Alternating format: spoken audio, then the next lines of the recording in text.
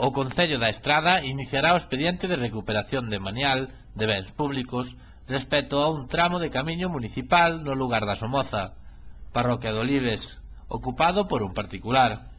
Dende o Concello requerirase ao propietario da vivenda para que proceda a desocupar a franxa de terreo indebidamente invadida e ao posterior acondicionamento do espazo ocupado. Para iso, concédeselle un prazo de 15 días naturais, tras a comunicación, baixo pena de execución subsidiaria municipal cuns gastos estimados de 328 euros.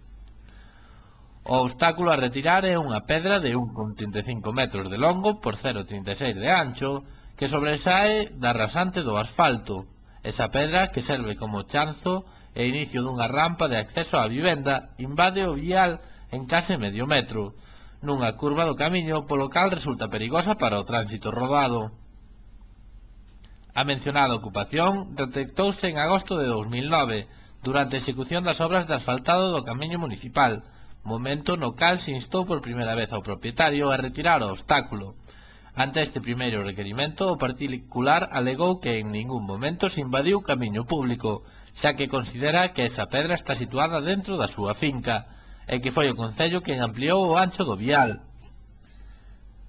Sen embargo, informes posteriores dos técnicos municipais determinan que o terreo de propiedade pública sobre a cal asenta o camiño ten un ancho de 6 metros, como acreditan os documentos da parcelaria de Curantes Olives de 1972. A rampla de pedra, que debe ser retirada, reduce o ancho efectivo deste vial ata os 5,58.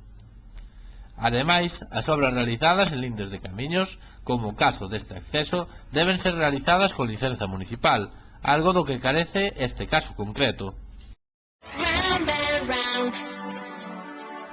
Unha imaxe vale máis que 1000 palabras. Por eso, en Ramos e Mariño queremos ofrecerche a posibilidade de que poidas disfrutar agora e pagar a túa comodidade.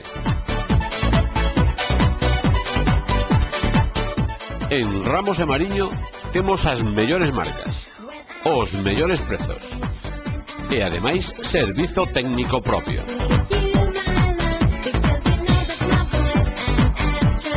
Ramos e Mariño, Milar na Estrada.